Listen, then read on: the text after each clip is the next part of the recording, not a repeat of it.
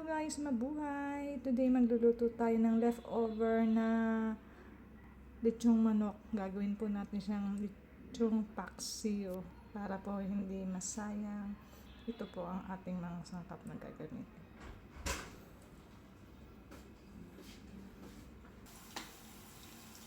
Isa na po natin yung ating bawang.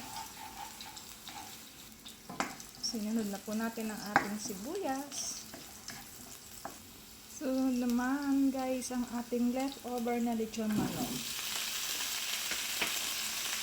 Yan. Haluin lang po muna natin ng madali.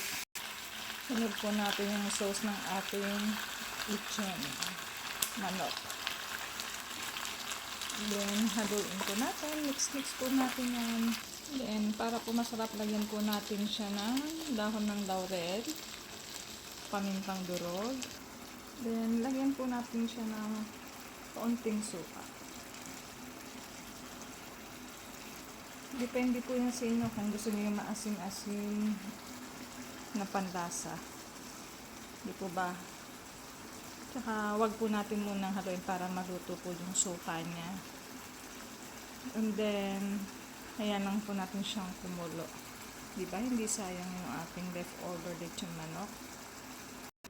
Guys, ito na po yung ating leftover lechon manok na ginawa nating lechon paksiw. See?